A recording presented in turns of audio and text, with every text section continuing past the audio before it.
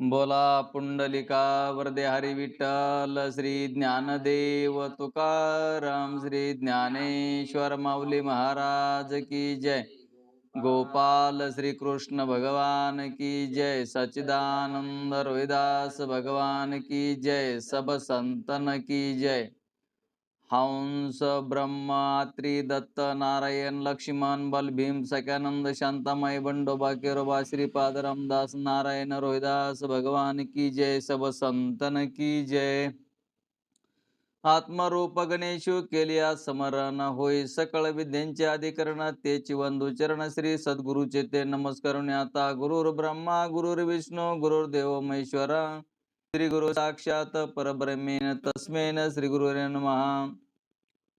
तर आजचा पाठ म्हणजे सूक्ष्म सृष्टीची उत्पत्ती, 5व्या तरंगामधला 19वा पॉइंट आहे आणि त्याच्यावरी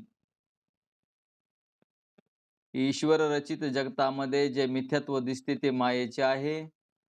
ईश्वर रचित जगतामध्ये जे मिथ्यात्व दिसते ते मायेचे आहे आणि जगतामध्ये जे सत्तास्फूर्ती म्हणजे सतचित जे दिसते ते चैतन्याचे आहे. तर हा 19वा पॉइंट आहे. सूक्ष्म सृष्टीची उत्पत्ती कशी झाली त्यासाठी ते सांगतायत. तर पंचमहाभूतांच्या एकत्र झालेल्या सत्वगुणापासून अंतःकरण उत्पन्न होते. तर पंचमहाभूतांच्या एकत्र झालेल्या सत्वगुणापासून अंतःकरण उत्पन्न होते. अंतःकरण हे सत्वगुणापासून उत्पन्न झाले असल्यामुळे ज्ञानाचा हेतू आहे. सत्वात संजयते ज्ञानम.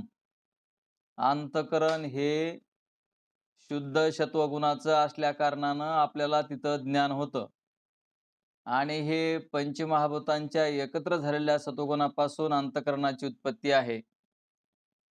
आणि अंतःकरणात सत्वगुणापासून झाले असल्यामुळे ज्ञानाचा हेतू आहे. म्हणून सर्व भूतांच्या गुणाला जे जाणते, सर्व भूतांच्या गुणाला जे जाणते ते अंतःकरण. याचा अर्थ अंतःकरणम म्हणजे आतले जे ज्ञानाचे साधन त्याला अंतःकरण असे म्हणतात. म्हणजे कशाच्या द्वारे आपल्याला ज्ञान होतं, तर आपल्याला अंतःकरणाच्या द्वारे ज्ञान होतं. तर हे त्रिपुटीचं जे ज्ञान आहे, बाहेरल्या घटापटादिकांचं जे ज्ञान होतं ते अंतःकरणाच्या द्वारे आभासाला होतं. तर हे सत्वगुणाचं कार्य आहे म्हणून त्याला सत्व ही असं म्हणतात. त्याला सत्व पण म्हणतात. त्यालाच अंतःकरण. आणि अंतःकरणाचा जो बाहेर भाग जातो त्याला अंतःकरणाची वृत्ती असं म्हणतात. तर अंतःकरणाच्या परिणामाला वृत्ती असं म्हणतात. ती 4 प्रकारची आहे. तर ही अंतःकरणाची वृत्ती आपली 4 प्रकारची आहे. तर 4 प्रकारची वृत्ती म्हणल्यावर आपल्याला अंतःकरणाचे 4 भाग माहिती आहेत. कारण पंचीकरणामध्ये अंतःकरणाचे 4 भाग तुम्हाला चांगले माहिती आहेत. मन, बुद्धी, चित्त आणि अहंकार. कारण तुम्ही सगळे हुशार आहेत. मला तरी बघून सांगतो इथं मी. तुम्हाला सगळं पाठांतर आहे की नाही? कारण पंचीकरणामध्ये अंतःकरणाचे भाग सांगितलेले आहेत. त्याला मन, बुद्धी, चित्त, अहंकार असं म्हणतात. तर मन नेमकं कशाला म्हणायचं, तर संकल्प विकल्प होतात त्यावेळेस मन असतं. संकल्प विकल्प करून अंतःकरणामध्ये जे निश्चय केला जातो तिथं बुद्धी असते. आणि ज्याच्यामुळं चिंता किंवा चिंतन होतंय तर ते चित्त असतं. आता आपल्याला नेमकं काय करायचंय, चिंता करायची का चिंतन करायचंय, तर त्याच्या स्वतःच्यावर अवलंबून आहे. तर जिथं चिंतन होतं त्याला काय झालं, आपलं मन, बुद्धी आणि चित्त आणि अहंकार. आता आपण अहंकार समजा बघा, अहम अशी अभिमान धारण करणारी वृत्ती. अहम म्हणजे मी. अंतःकरणामध्ये अहम म्हणजे मी, मी, मी असं आपण करतो, तर त्यालाच अहंकार असं म्हणतात. आणि मग आपल्याला सद्गुरू आपल्याला जे महावाक्याचा बोध करतात, त्या महावाक्याच्या बोधामध्ये आपल्याला काय सांगितलं जातं, की तुमचा आत्माच ब्रह्मरूप आहे. आता तुमचा आत्माच ब्रह्मरूप आहे आणि मग महावाक्याचा बोध दिला, की अहम ब्रह्मास्मी अशी जी वृत्ती उत्पन्न होते आणि अहम ब्रह्मास्मी अशी वृत्ती उत्पन्न होऊन मनुष्य अगोदर मी कोण आहे, मी कोण्या जातीचा, मी कोण्या वर्णाचा वगैरे असं जे त्याला ज्ञान असतं किंवा हे देहच मी आहे असं जे ज्ञान असतं, ते मी करून सर्व अहंकार आपण केलेला असतो. तर सर्व अहंकार हा महावाक्याच्या नामानं निघून जाऊन मी ब्रह्म आहे अशी वृत्ती निर्माण होते. अहम ब्रह्मास्मी वृत्ती. अहम ब्रह्मास्मी वृत्तीमध्ये ज्यावेळेस मी ब्रह्म आहे किंवा सतत आपण नामचिंतन करतो, त्यावेळेस आपल्याला ज्ञानाचा अहंकार येत असतो.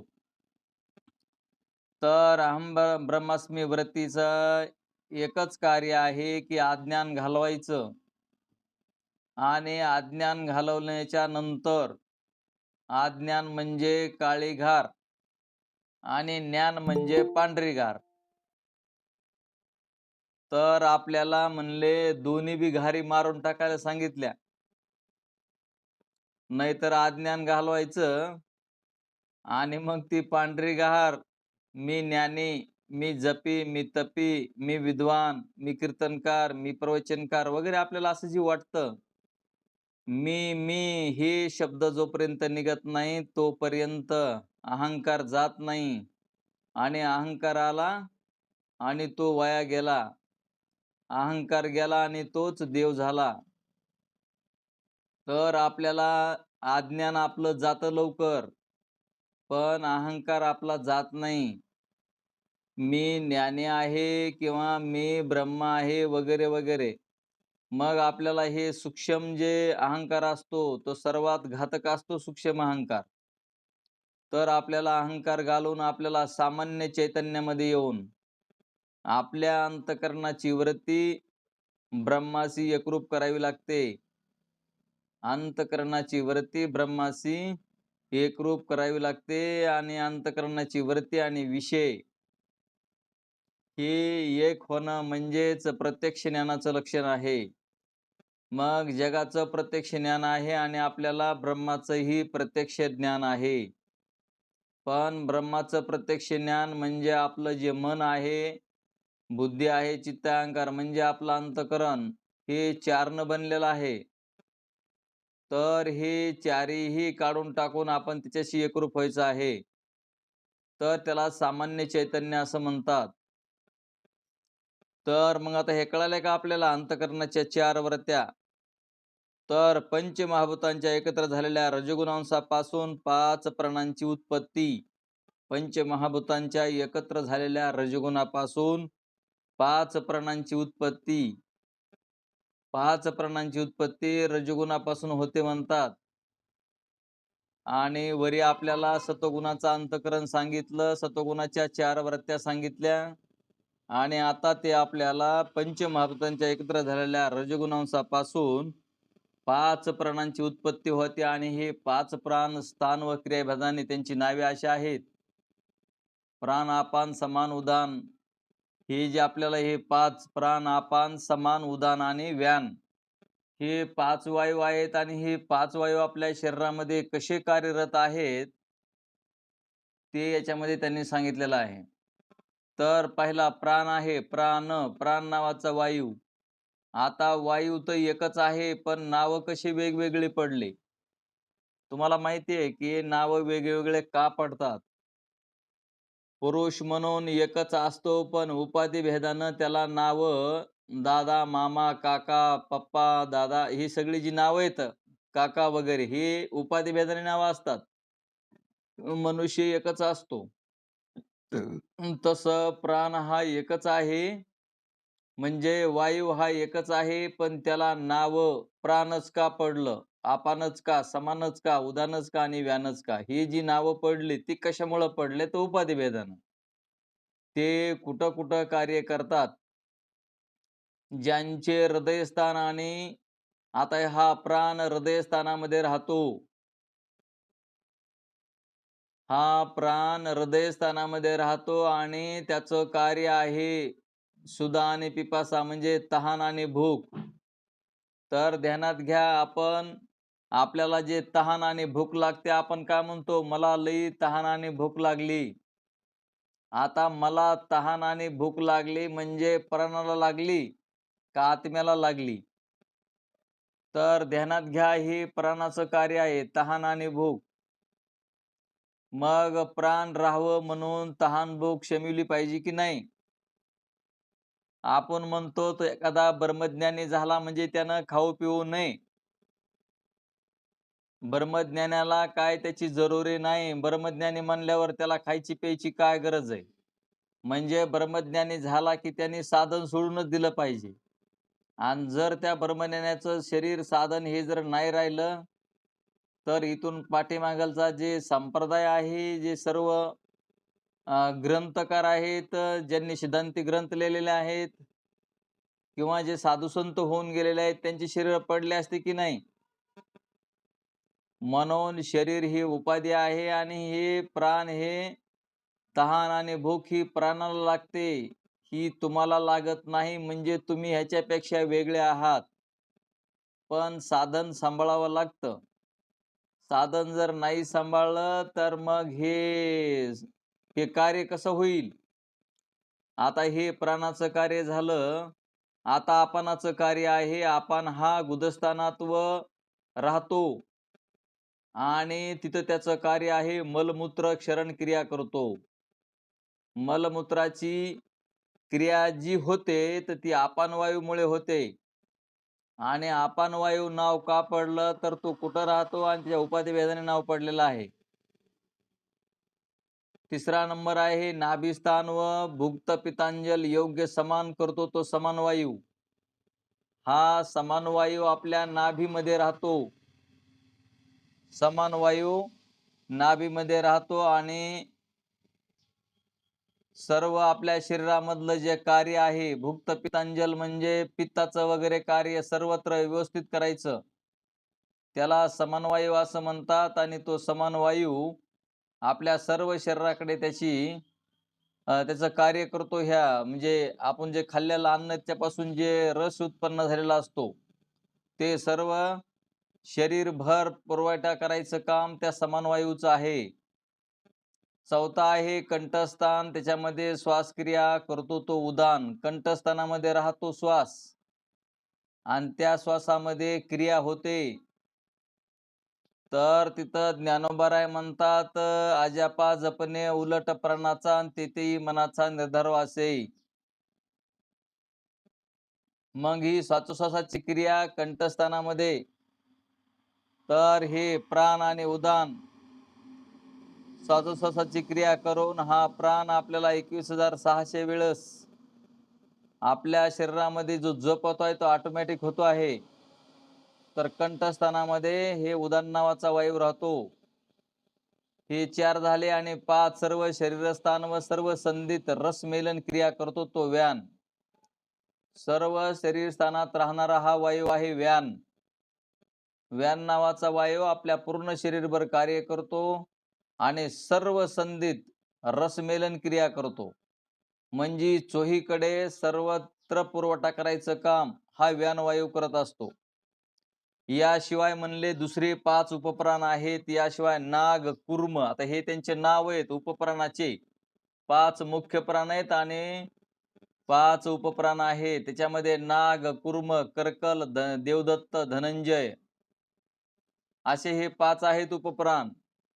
आणि त्यांचे कर्म सुद्धा त्यांनी सांगितले की आपल्यामध्ये आपल्याला अनुकर्मे उद्गार, निमेषोन्निमेष, शिंक, जांभळे, मृत शरीर फुगविणे या त्यांच्या क्रिया आहेत. या 5 उपप्राणाच्या 5 क्रिया आहेत.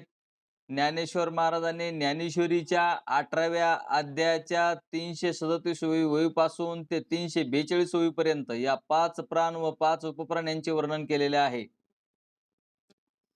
आपल्याला वाटतं की हे पंचीकरण आणि विचारसागर हे कुठलं आपल्याला शिकवायले, तर हे सर्व पंचीकरण विचारसागरवरती प्रभाकराची भाषा ही वेदांताची भाषा आहे. ती ज्ञानेश्वरीमध्ये आहे, तुकाराम गाथेमध्ये आहे, एकनाथी भागवतामध्ये आहे. जर आपल्याला इंग्लिश शिकायचे असेल, तर इंग्लिशचं ग्रामर, इंग्लिशचे शब्दपाठ असले पाहिजेत. तर आपल्याला इंग्लिश कळू शकते, बोलता येऊ शकते. आपल्याला शब्दही पाठ नाहीत आणि ग्रामरही पाठ नाही, तर इंग्लिश आपल्याला येणार नाही. अगोदर बाराखडी शिकायची, पुन्हा शब्द शिकायचे, पुन्हा ग्रामर शिकायचं आणि मग इंग्लिश बोलता येतं. पण बरेचसे स्वतःला महात्मे म्हणून घेणारे, ते म्हणतात पंचीकरणाची गरज नाही, विचारसागराची गरज नाही, ज्ञानाची गरज नाही, तर ज्ञानेश्वरीमध्ये तेच आहे, भगवद्गीतेमध्ये तेच आहे. सर्व साधू संतांनी हे लिहून ठेवलेलं आहे. मग आपल्याला वाटत असेल, की मला ज्ञानेश्वरी कळावी, एकनाथी भागवत कळावं, दासबोध कळावा, वेद कळावेत, उपनिषद कळावेत. जर असं वाटत असेल तर, तर आपल्याला हे पंचीकरण, विचारसागर, वर्ती प्रभाकर असे जे ग्रंथ आहेत, प्रक्रिया ग्रंथ, ते प्रक्रिया ग्रंथ आपल्याला अगोदर जर कळले, तर आपला प्रवेश त्या साधू संतांच्या सिद्धांती ग्रंथामध्ये प्रवेश होतो. आणि मग आपण त्याच्याकडं बार-बार श्रवण, मनन, निधिध्यासन असं जर केलं, तर मग आपल्याला साधू संतांची भाषा कळायला लागते. आणि मग स्वतःला आनंद होत असतो. कारण आत्मस्वरूप हे सच्चिदानंद आहे. आस्ती-भाती प्रिय रूपानं जग भरून उरलेलं आहे. म्हणून म्हणले या पंचमहाभूतांच्या रजोगुणापासून या प्राणाची उत्पत्ती होते म्हणून विक्षेप रूप आहेत. रजोगुणापासून प्राणांची उत्पत्ती असल्यामुळे हे विक्षेप रूप आहेत. विक्षेप हा प्राणाचा स्वभाव आहे. विक्षेप हा प्राणाचा स्वभाव आहे म्हणून याची उत्पत्ती रजोगुणापासून झालेली आहे असे सांगितले. आता पंचमहाभूतांच्या सत्वगुणाच्या अर्ध्या भागापासून पंचमहाभूतांच्या सत्वगुणाच्या अर्ध्या भागापासून ज्ञानेंद्रिय झाली आणि सर्वांच्या रजोगुणाच्या अर्ध्या भागापासून कर्मेंद्रिय झाली. तर ज्या इंद्रियाने ज्ञान होतं ते सत्वगुणाचा भाग आहे. ज्याच्यामुळं क्रिया होते ती रजगुणाची आहे. असं ध्यानात ठेवायचं, की ज्ञान ज्याला होतं ते सत्वगुणामुळं होतंय किंवा सत्वगुणापासून जे बनलेले आहेत ज्ञानेंद्रिय, त्यांच्यापासून ज्ञान होतं. आणि ज्यांच्यापासून क्रिया घडते तर ते कर्मेंद्रिय हे रजोगुणापासून झालेले आहेत. मग आता हे आकाशाच्या सत्वगुणापासून श्रोत्र, कान आणि रजोगुणापासून वाणी दोन्हींचं मिक्स कसं आहे ते बघा.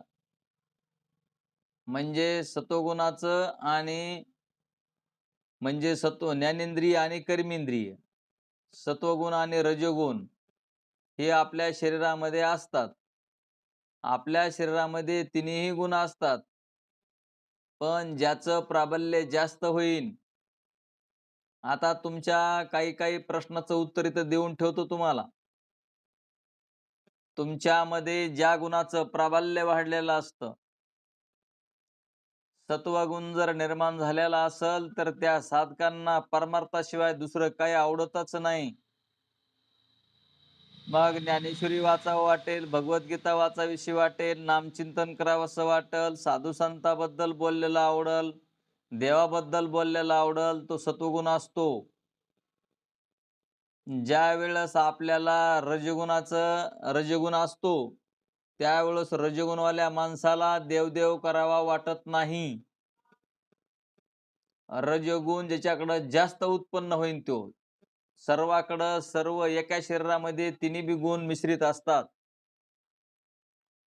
मग ज्याला देवदेव करावं वाटत नाही, देवाकडं वरती लागत नाही, देवाचं चिंतन करावंसं वाटत नाही, शास्त्र बघावं वाटत नाही, त्यांचा रजोगुण वाढलेला असतो. आणि ज्यांना हे 2 गुण झाले आणि तिसरा गुण आहे तमोगुण. ज्याच्यामध्ये तमोगुण निर्माण होतो त्याला आळस निर्माण होत असतो, आळस. तमोगुण निर्माण होणाऱ्या माणसामध्ये आळस निर्माण होतो. आळस निर्माण झाला की त्याला काहीच करावंसं वाटत नाही. त्याला वाटतं खावा, प्यावा आणि झोप घ्यावा. तमोगुणाचं लक्षण आहे खायचं प्यायचं आणि झोप घ्यायची, सतत झोपायचं. काहीच करू वाटत नाही त्याला, आळस येतो सर्व गोष्टींचा. दादा खरं आहे का खोटं आहे? तर हे त्याच्यामध्ये आळस निर्माण होतो. आळस निर्माण होतो तमोगुणामध्ये आळस. आणि मग तो माणूस काहीच करायला सुरुवात करत नाही. तो म्हणतो काहीच नको मला. मला फक्त खाऊ पिऊ द्या आणि झोपू द्या. आराम करू द्या मला. तर मग हे 3 गुण आहेत ध्यानात ठेवा. म्हणजे प्रत्येकाचं गुण आपल्या शरीरामध्ये कोणता गुण निर्माण झाला आणि कोणत्या गुणाचं कार्य आपल्या शरीरामध्ये चालू आहे. ज्यांचा सत्वगुण निर्माण झाला त्याला भक्ती आवडते, नामचिंतन आवडतं, सर्व शास्त्र बघण्याचं आवडतं. ज्यांना रजोगुण तयार झाला त्यांना तर देवाचं नावच आवडत नाही. रजोगुणवाल्याला तर देव करावंच वाटत नसतो आणि ते करतच नसतो. आणि तमोगुणवाला नुसता आळशी बनतो. मग हे ध्यानात घ्या. जर सत्वगुण निर्माण झाला नसता तर तुम्ही उठून पाठाला बसलेच नसते. म्हणजे तुमच्याकडे जास्त सत्वगुण निर्माण झालेला आहे. आणि सत्वगुण वाढावा म्हणून आपलं खाद्य सुद्धा आपण काय करतो, तिखटच खातो जास्त, आहे की नाही? मसाल्याचे पदार्थ तिखट आपल्याला खावेसे वाटतात आणि मग तमोगुणाची वाढ होते आणि तमोगुणामुळे आळस निर्माण होतो. तर ध्यानात ठेवायचं सत्वगुणाचं म्हणजे फळं वगैरे, दूध, म्हणजे भाजीपाला हे ते असे जे अन्न आहे, तर ते आपण शुद्ध सत्वगुणाचा आहार घेतला पाहिजे. आणि सत्वगुणाचा आहार घेतल्यावर ज्याचं प्राबल्य आपल्या शरीरात निर्माण होत असतं, त्याच्यामुळे त्याचं पुढचं कार्य होतं. तर हे 3 गुणावर कार्य अवलंबून आहे. आलं का ध्यानात? मग आकाशाच्या सत्वगुणापासून श्रोत्र, कान, रजोगुणापासून वाणी. सत्व म्हणजे कानामुळं आपल्याला ऐकण्याची क्रिया घडते आणि रजोगुणामुळं वाणी ही काय तर हे बोलणं हे वाणीमधून असतं. तर कर्मेंद्रिय आणि ज्ञानेंद्रिय. एक ज्ञानेंद्रिय सांगितलं आणि एक कर्मेंद्रिय सांगितलं म्हणजे कान आणि वाचा. वायूच्या सत्वगुणापासून स्पर्शेंद्रिय आणि रजोगुणापासून हात. त्याला पाने असा शब्द आहे संस्कृतमध्ये. तर वायूच्या सत्वगुणापासून स्पर्शेंद्रिय आणि रजोगुणापासून पाने हात. अग्नीच्या सत्वगुणापासून नेत्र डोळे आणि रजोगुणापासून पाय. जलाच्या सत्वगुणापासून जीभ आणि रजोगुणापासून जननेंद्रिय.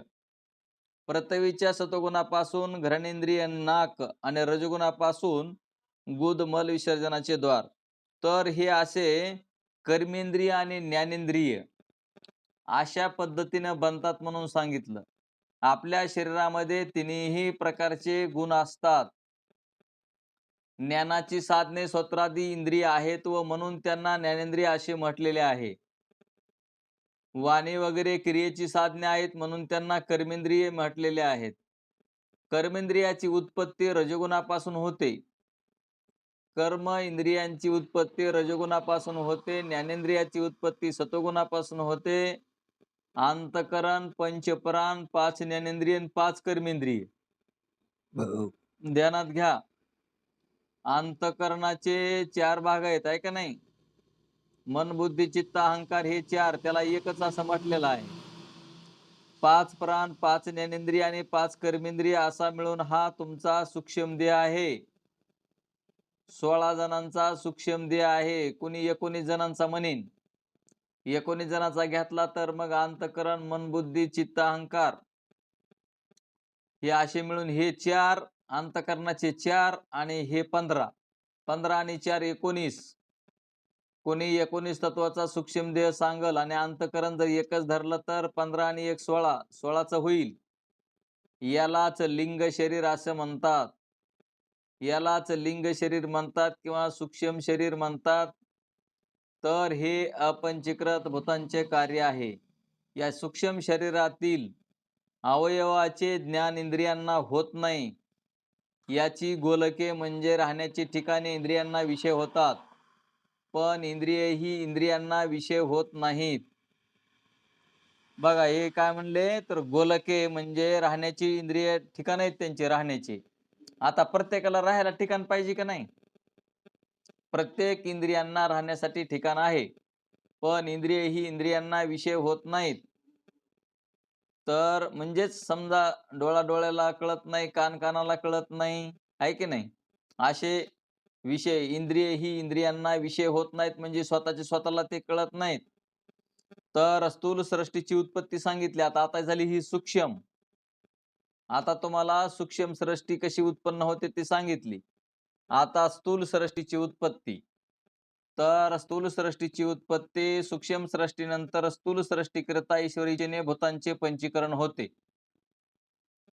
ईश्वराच्या इच्छेनं भूतांचे पंचीकरण होते आणि पंचीकरणाचा एक प्रकार असा आहे की भूतांचे प्रथम 2 समान भाग करून, आता पंचीकरण ज्यांचं झालंय त्यांना कळतंय. मग तुम्ही म्हणता महाराज आमचं सगळ्यांचं झालं की हो. ज्यांचं झालंय म्हणालात म्हणलं इथं कोण न झालेलं पंचीकरण. तर ज्यांचं पंचीकरण झालेलं आहे म्हणजे ज्यांनी अभ्यास केलेला आहे पंचीकरणाचा त्यांना कळेल. एक सफरचंद घ्यायचं, एका सफरचंदाचा अर्धा भाग स्वतःकडे ठेवायचा आणि अर्ध्या भागाचे पुन्हा 4 भाग करायचे. किती करायचे? 4 भाग करायचे आणि प्रत्येकाला एक एक भाग द्यायचा 4तला. आणि मग अशा पद्धतीनं म्हणजे प्रत्येक भूतानं अर्धा भाग आपल्याकडे ठेवला आणि अर्ध्या भागाचे 4 भाग करून तो प्रत्येकाला एक एक तुकडा दिला. अशा पद्धतीनं हे पंचीकरण तयार होतं. तर मग म्हणले दुसरा प्रकार असा आहे, प्रत्येक भूतांचे 25 भाग करून त्यापैकी एक एक भाग दुसऱ्या 4 भूतात मिसळावा. 25 का 5 आहेत ते? हां. तर प्रत्येक भूतांचे 25 भाग करून त्यापैकी एक एक भाग दुसऱ्या 4 भूतात मिसळावा. म्हणजे प्रत्येक भूतात स्वतःचे 21 भाग आणि दुसऱ्या भूताचे 4 भाग मिळून प्रत्येक भूतांचे 25 भाग झाले. असे पंचीकरण केलेल्या भूतांना पंचीकृत भूते म्हणतात. या पंचीकृत भूतापासून इंद्रियांना दिसणारे असे ब्रह्मांड उत्पन्न झाले. आणि मग ह्या ब्रह्मांडामध्ये काय काय उत्पन्न झालं ते त्यांनी सांगितलं. भूरलोक, भुवरलोक, स्वर्गलोक, महरलोक, जनलोक, तपोलोक, सत्यलोक असे 7 भुवन आहेत. असे हे 7 भुवन आहेत. ब्रह्मांडामध्ये भूरलोक, भुवरलोक, स्वर्गलोक, महरलोक आणि जनलोक, तपोलोक आणि सत्यलोक असे हे 7 भुवन झाले. आतल, वितल, सुतल, तलातल, रसातल, महातल आणि पाताळ ही 7 ही भुवने झाली. तर वरी 7 आणि खाली 7 या 14 भुवनात जीवनास योग्य अन्नादिक असे भोग्य पदार्थाने भोगांचे स्थान देव मनुष्य पशवादी शरीरे झाली. हे संक्षेपाने स्थूल सृष्टीचे वर्णन केले. विस्तारपूर्वक करू म्हटले तर हे सूक्ष्म रूपानं म्हणजे थोडक्या रूपात तुम्हाला सांगितलं म्हणले.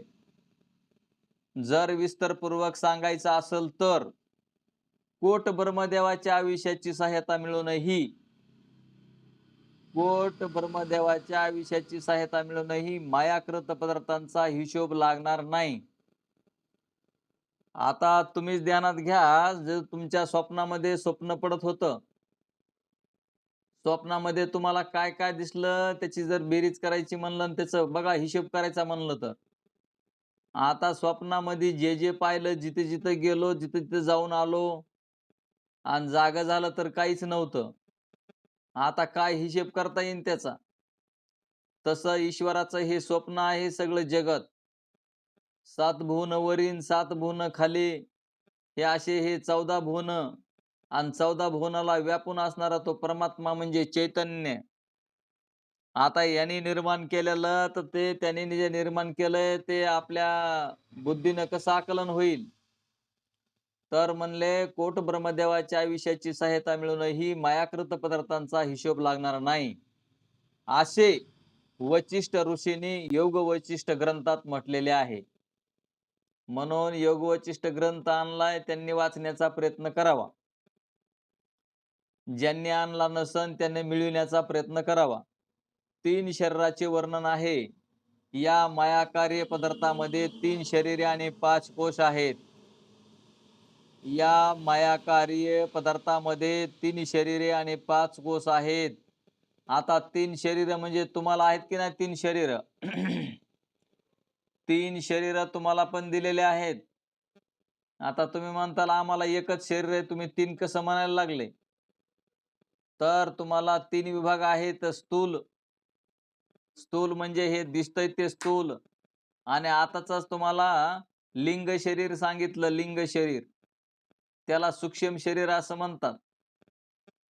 आणि स्थूल शरीर, सूक्ष्म शरीर आणि कारण शरीर. कारण म्हणजे मला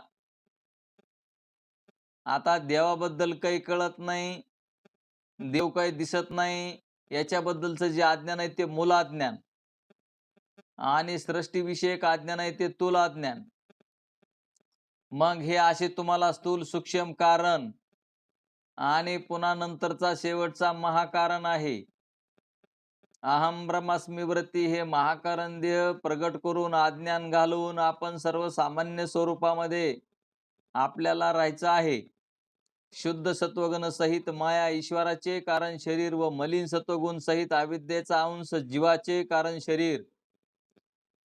तर शुद्ध सत्वगुण सहित हे ईश्वराचं शरीर आहे आणि अविद्या मलिन सत्वयुक्त अविद्येनं जे आहे ते जीवाचं आहे. सर्व शरीर जीवांची सूक्ष्म शरीरे मिळून ईश्वराचे सूक्ष्म शरीर. शरीरे सर्व जीवांची सूक्ष्म शरीरे, सर्व जीवांची सूक्ष्म शरीरे मिळून ईश्वराचे सूक्ष्म शरीर. पंच ज्ञानेंद्रिय, पंचकर्मेंद्रिय, पंचप्राण, मन, बुद्धी, चित्त, अहंकार मिळून जीवाचे सूक्ष्म शरीर. जीवाचे स्थूल शरीर सर्वांना माहीतच आहे. सर्व स्थूल शरीरे मिळून ईश्वराचे स्थूल शरीर, त्यालाच ब्रह्मांड असे म्हणतात. जीवाच्या या 3 शरीरामध्ये 5 कोश आहेत. आता तुम्हाला 3 शरीर कळाली, स्थूल, सूक्ष्म आणि कारण आणि चौथं महाकारण. तर पुन्हा पुढं म्हणले याच्यामध्ये 5 कोश आहेत. तर ज्याप्रमाणे विण्याला गवसणी असते किंवा तलवारीला म्यान असते, त्याला कोश असं म्हणतात. ज्याच्यामध्ये ठेवायचं आहे त्याला ते कोश म्हणतात. मग आपण विणा काय करतो, विण्याला वरून कापड असतं का नाही, गवसणी. त्या विण्याला गवसणी किंवा तलवारीला म्यान, तलवार ही म्यानामध्ये ठेवली जाते. त्याला कोश असे म्हणतात. त्याप्रमाणे आत्मस्वरूपाला आच्छादन करतात म्हणून कोश असं म्हटलेलं आहे. मग हे 5 कोश हे आत्मस्वरूपाला काय करतात, आच्छादन करतात. आता कसे हे 5 कोश आत्मस्वरूपाला आच्छादन करतात ते बघा. तर अन्नमय कोश म्हणजे स्थूल शरीरास अन्नमय कोश म्हणतात. अन्नमय कोश स्थूल शरीराला म्हणजे हे आपल्याला जे दिसतंय शरीर आपलं, तर स्थूल शरीरास अन्नमय कोश म्हणतात. प्राणमय कोश, पंचप्राण, पंचकर्मेंद्रिय यास प्राणमय कोश म्हणतात.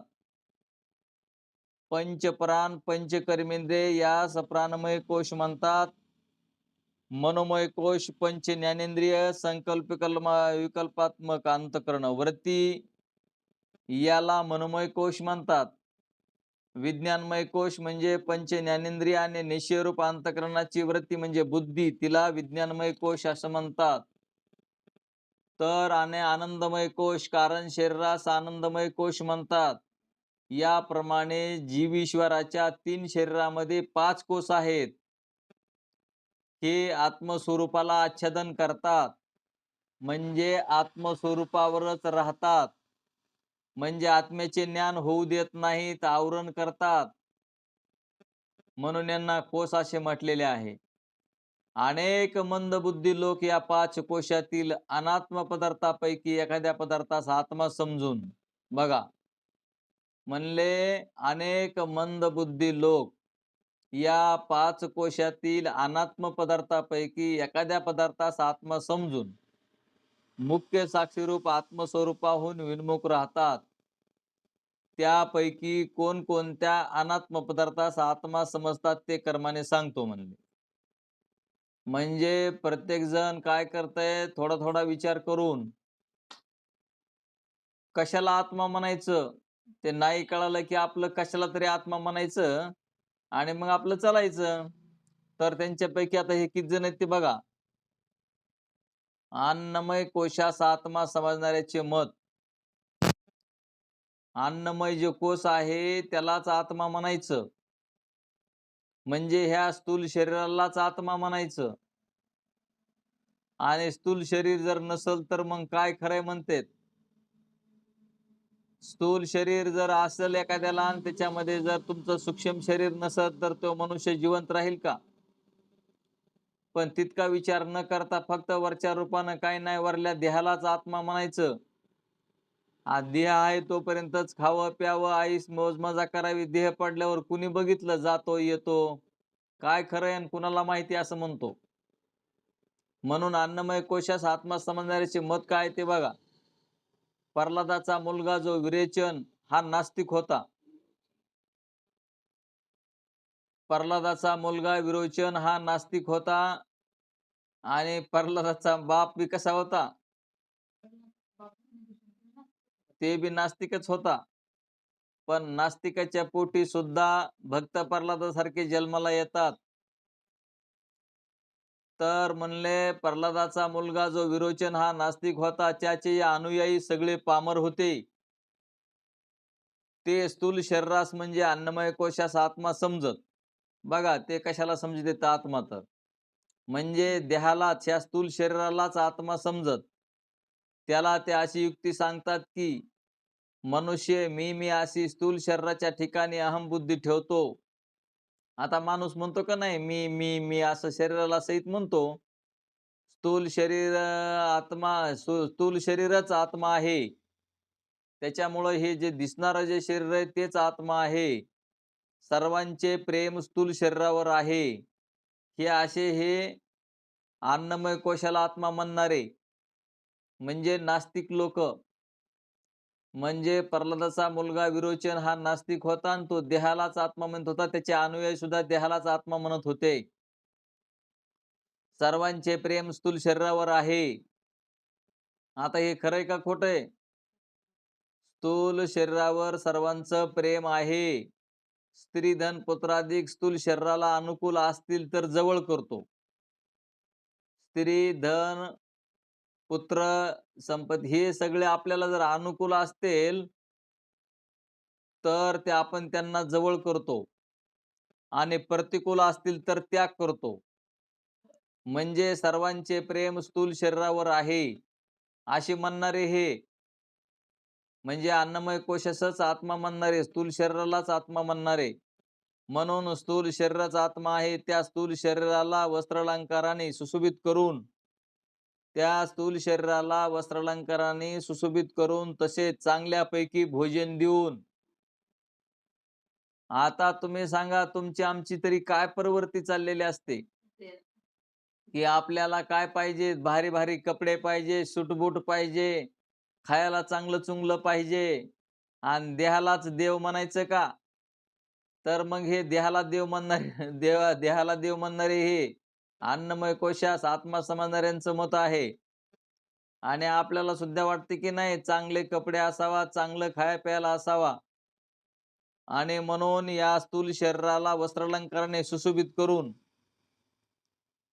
तसे चांगल्यापैकी भोजन देऊन धष्टपुष्ट करणे हाच परमपुरुषार्थ आहे. आणि बघा ह्यांचा देवदेव करणं काय आहे ती. हो, तर मग बघा म्हणले ते, तर ह्या काय करायचं तर देहाचीच पूजा करायची. देहाची पूजा करणं म्हणजे देहाला खाया प्यायला चांगलं, वस्त्र लिहायला चांगले आणि देह तेच देव आहे आणि देहाला देहाचीच पूजा करायची.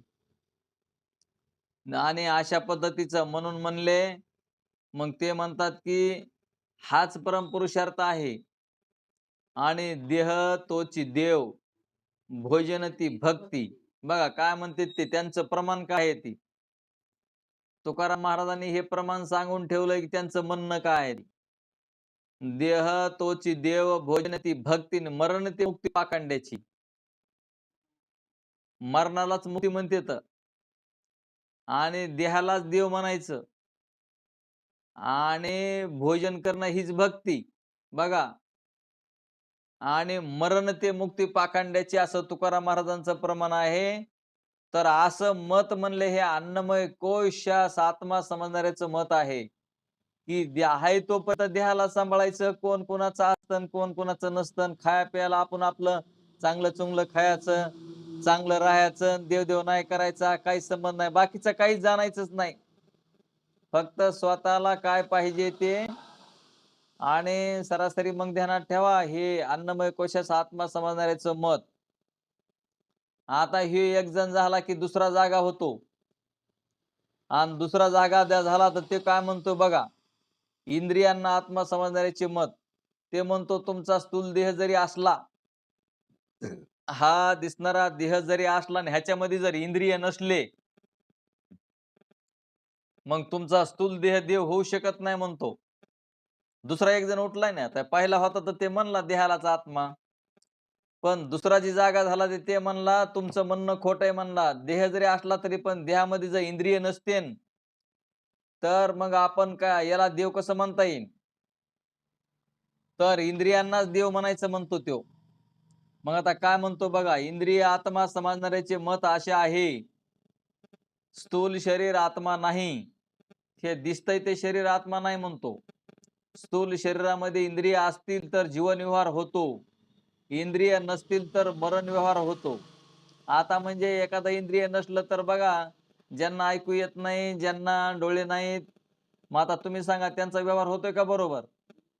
तर ते असं पटवून द्यायलेत की बाबा इंद्रिय नसल तर असणारा व्यवहार होत नाही. म्हणून इंद्रिय देवाला आपण देव आत्मा हे इंद्रियांनाच म्हणू किंवा देव इंद्रियांनाच म्हणू. इंद्रिय नसतील तर कुठलंच कार्य होत नाही, म्हणून स्थूल शरीर आत्मा नाही. तर इंद्रिय हीच आत्मा आहेत. जीवन मरण व्यवहार इंद्रियावर अवलंबून आहे.